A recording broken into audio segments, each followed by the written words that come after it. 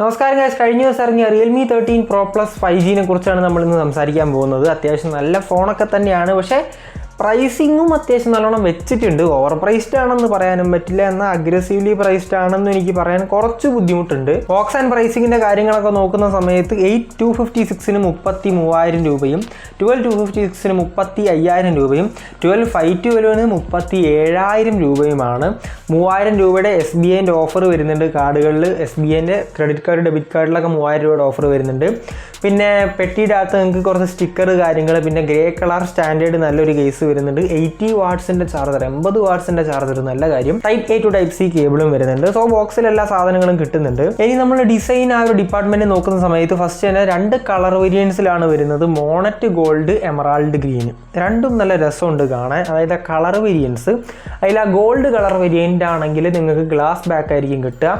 ആ ഒരു emerald green ആണെങ്കിൽ നിങ്ങൾക്ക് വീഗൻ ലെതർ ബാക്ക് ആയിരിക്കും കിട്ടുക. ആ ഗ്ലാസ് ബാക്ക് നിങ്ങൾക്ക് പാണ്ട ഗ്ലാസ് ആണ് വരുന്നത്. പാണ്ട ഗ്ലാസിൻ്റെ പ്രൊട്ടക്ഷൻ ആണ് ബാക്കിൽ വരുന്നത്. 2 കളർ വേരിയൻറ്റ് നിങ്ങൾക്ക് മാറ്റ് ഫിനിഷ് തന്നെയാണ് വരുന്നത്. ഗ്ലോസി ഫിനിഷ് അല്ല, മാറ്റ് തന്നെയാണ്. സോ ഫിംഗർ പ്രിൻറ്റ് സ്മഡ്ജസും കാര്യങ്ങളൊന്നും വരാൻ പോകുന്നില്ല. ലുക്കിനെ കുറിച്ച് പറയുന്ന സമയത്ത് ആവറേജ് ലുക്കായിട്ടാണ് എനിക്ക് തോന്നിയത്. കാരണം 6 മാസം കൂടുമ്പോൾ ഒക്കെ ഫോണുകൾ ഇറക്കി എങ്ങനെ ഇരിക്കും. കാരണം സെയിം ലുക്കാണ്, കഴിഞ്ഞ പ്രാവശ്യത്തിന് വലിയ വ്യത്യാസമൊന്നുമില്ല. ക്യാമറ മൊഡ്യൂളായാലും കാര്യങ്ങളൊക്കെ വളരെ സെയിം ആണ്. 189 ഗ്രാമാണ് വെയിറ്റ് വരുന്നത്. 8.4 mm ആണ് തിക്നെസ്. പിന്നെ IP65ൻ്റെ റേറ്റിങ്ങും കാര്യങ്ങളൊക്കെ വരുന്നുണ്ട്. സോ വെറ്റടച്ച് സപ്പോർട്ട് ചെയ്യും. പിന്നെ വലുതായിട്ടൊന്നും മഴയൊന്നും കൊണ്ടൊന്നും വലിയ കുഴപ്പമൊന്നും വരാൻ പോകുന്നില്ല. പോർട്സ് ആൻഡ് ബട്ടൺസ് നോക്കുവാണെങ്കിൽ സിം കാർഡ് മാത്രമേ നിങ്ങൾക്ക് ഇടാൻ പറ്റുള്ളൂ. മെമ്മറി കാർഡിൻ്റെ ഓപ്ഷനോടെ വരുന്നില്ല. ഡ്യുവൽ സിം സ്ലോട്ട് ഓൺലി ആണ്. പിന്നെ 3.5 mm ഓഡിയോ ജാക്കും ഇവിടെ വരുന്നില്ല. സോ ഹെഡ്ഫോൺസ് ജാക്കും ഇല്ല. അതൊക്കെ ഇപ്പം എക്സ്റ്റെൻഡ് ആയി തുടങ്ങി, ഹെഡ്ഫോൺസ് ജാക്കൊക്കെ. നിങ്ങളിപ്പോൾ കണ്ടുകൊണ്ടിരിക്കുന്ന ടെക് ടു ടെക് മലയാളം എന്ന യൂട്യൂബ് ചാനൽ, ഞാനാണ് അമർനാഥ്. കൂടെ ടൈം കളയണ്ട, നമുക്ക് നേരെ വീഡിയോയിലേക്ക് കിടക്കാം.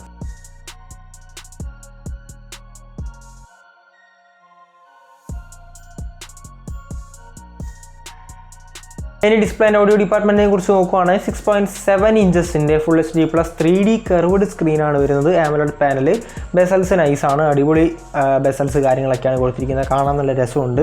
93% സ്ക്രീൻ ടു ബോഡി റേഷ്യോ വരുന്നുണ്ട്. 10 ബിറ്റിൻ്റെ പാനലാണ്. സോ 1.07 ബില്യൺ കളർ ഷെയ്ഡ്സ്, അതൊക്കെ ഇപ്പോൾ സ്റ്റാൻഡേർഡ് ആയിട്ടുണ്ട്, നമ്മളധികം പറയേണ്ട ആവശ്യമൊന്നുമില്ല. 120 ഹെർട്സിൻ്റെ റിഫ്രഷ് റേറ്റ് വരുന്നുണ്ട്. പിന്നെ ഗൊറില്ല ഗ്ലാസ് 7i പ്രൊട്ടക്ഷനാണ് കൊടുത്തിരിക്കുന്നത്. നല്ല കാര്യം.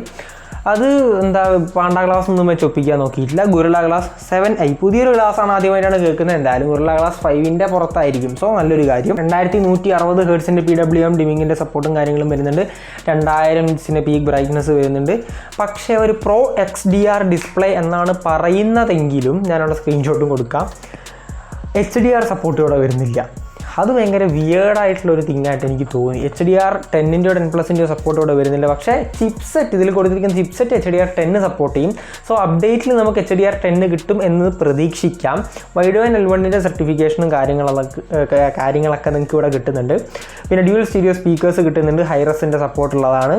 So display and audio department HDR അങ്ങോട്ട് മാറ്റി വെച്ചാൽ പക്കയാണ്, വേറെ കുഴപ്പമൊന്നും നിങ്ങൾക്ക് വരാൻ പോകുന്നില്ല. അത്യാവശ്യം നല്ല ഡിസ്പ്ലേ തന്നെയാണ്. കർവ്ഡ് സ്ക്രീനും കാണാനൊക്കെ നല്ല രസമായിരിക്കും. വീഡിയോ വ്യൂയിങ്ങും കാര്യങ്ങളൊക്കെ അടിപൊളിയായിരിക്കും. ഇനി നമ്മൾ പെർഫോമൻസ് കാറ്റഗറി നോക്കുന്ന സമയത്ത് അല്ലെങ്കിൽ സ്പെസിഫിക്കേഷൻസ് നോക്കുമ്പോൾ Qualcomm Snapdragon 7S Gen 2 ചിപ്സെറ്റാണ്. 4nm fabrication technology, LPDDR4X, UFS 3.1, 2.2 അല്ല 3.1. 30,000 രൂപയ്ക്ക് ബെറ്റർ പെർഫോമൻസ് തരുന്ന സ്മാർട്ട് ഫോൺ ഇവിടെ കിട്ടാനുണ്ട്. പക്ഷേ ഇതിൻ്റെ ഹൈലൈറ്റ് അതല്ല. പക്ഷേ എന്നാലും പെർഫോമൻസ് പറയുമ്പോൾ BGMI COD ഒക്കെ 60 FPS കിട്ടും.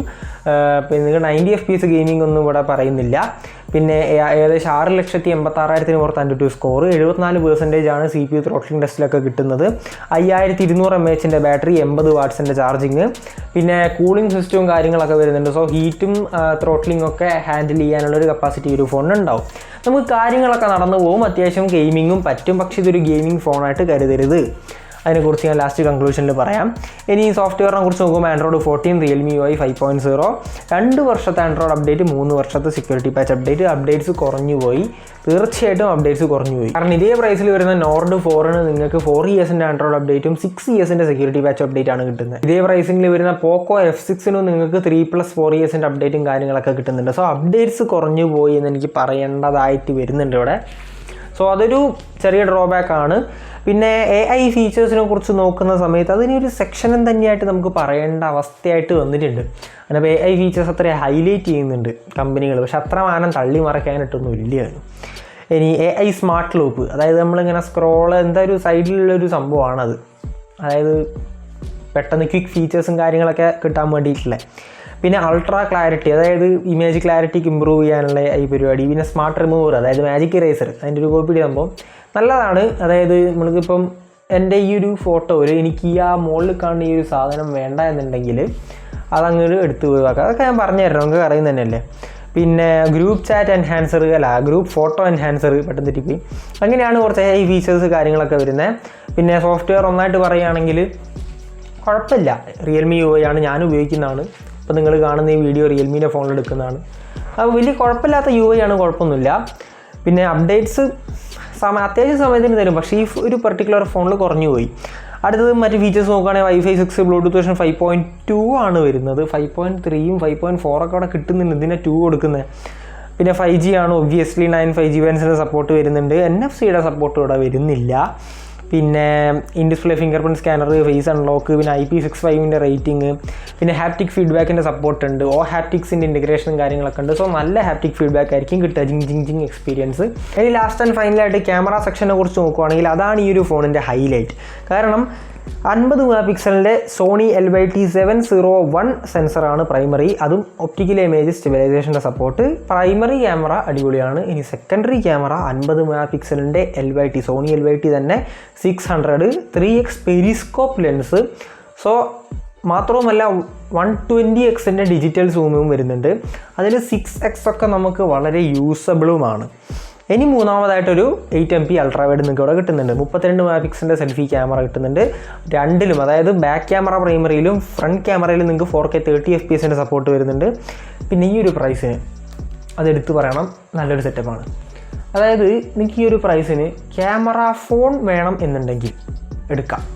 അത് ഞാൻ ഇപ്പോഴേ പറയാം, എടുക്കാം. കാരണം ക്യാമറയിൽ റെവല്യൂഷൻ കൊണ്ടുവന്ന് തുടങ്ങിയത് റിയൽമി 9 Pro Plus മുതലായിരുന്നെങ്കിൽ അതിവിടെ കൊണ്ടുവരുന്നുണ്ട് അവർ. റിയൽമി 13 Pro Plus വലിയ ഡിഫറൻ്റ് ഒന്നുമല്ല. നമുക്ക് വാല്യൂ ഫോർ മണി എന്ന് എനിക്ക് പറയേണ്ടി വരും വേണമെങ്കിൽ. കാരണം ഈ ഒരു പ്രൈസ് റേഞ്ചിൽ പിന്നെ നിങ്ങൾക്ക് പെരിസ്കോപ്പ് ലെൻസ് കിട്ടുന്നത് S21 FE'ലൊക്കെയാണ്.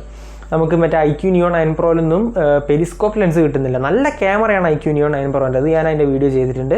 പിന്നെ ഈ ഒരു റൈവലിൽ നോക്കുന്ന സമയത്ത് പിന്നെ നോർഡ് 4 ഒക്കെയാണ്. നോർഡ് 4ൻ്റെ ഒക്കെ പ്രോസസ്സിങ് നല്ലതായിരിക്കും, പക്ഷെ നമുക്ക് പെരിസ്കോപ്പ് ലെൻസ് കിട്ടുന്നില്ല. അപ്പം ഈ ഒരു പെരിസ്കോപ്പ് ലെൻസ് അവിടെ മുഴച്ച് നിൽക്കും. അപ്പോൾ ക്യാമറ ഫോൺ എന്നുള്ള നിലയ്ക്ക് നിങ്ങൾക്ക് എന്തായാലും എടുക്കാൻ പറ്റും. പിന്നെ S21 FE ഒരു പ്രൈസ് റേഞ്ച് കിടപ്പുണ്ട്. അത് പിന്നെ അത് ഓവറോൾ യൂസിന് ഞാൻ നല്ല ഫോണാണെങ്കിൽ പോലും ഹീറ്റിങ്ങും കാര്യങ്ങളൊക്കെ ഉണ്ട്. അതിന് ഞാൻ ഫുൾ റിവ്യൂ ചെയ്തതാണ്, വേണമെങ്കിൽ നിങ്ങൾക്ക് പോയി നോക്കാം. ഇത് ഒന്നാകെ നോക്കുമ്പോൾ നിങ്ങൾക്ക് എടുക്കാൻ പറ്റിയ ഫോൺ തന്നെയാണ്, വലിയ കുഴപ്പമൊന്നുമില്ല. പെർഫോമൻസ് ഓറിയൻറ്റഡ് ആയിട്ട് എടുക്കാൻ നിൽക്കരുത്. ഡിസ്പ്ലേ വലിയ കുഴപ്പമില്ല, മൾട്ടിമീഡിയ കാര്യങ്ങളൊക്കെ നടന്നു. നിങ്ങൾക്ക് ഓൾറൗണ്ട് പ്ലസ് ക്യാമറ ആണെങ്കിൽ നിങ്ങൾക്ക് എടുക്കാൻ പറ്റുന്ന ഫോണാണെന്ന് മാത്രം പറഞ്ഞുകൊണ്ട് ഇന്നത്തെ വീഡിയോ എത്ര മാത്രം കൂടുതൽ വീഡിയോസിന് വേണ്ടി ചാനൽ സബ്സ്ക്രൈബ് ചെയ്യാത്ത ബെല്ലേക്ക് നമ്മുടെ വീഡിയോ ഇഷ്ടപ്പെട്ട ലൈക്ക് ചെയ്യുക, ഷെയർ ചെയ്യുക, കമൻറ്റ് ചെയ്യുക. ഇൻസ്റ്റാഗ്രാമൊക്കെ ഒന്ന് പോയി ഫോളോ ചെയ്യാൻ മറക്കണ്ട. അടുത്തൊരു നല്ല വീഡിയോയിൽ കാണാം. എല്ലാവർക്കും സ്റ്റേ സേഫ്, ബൈ.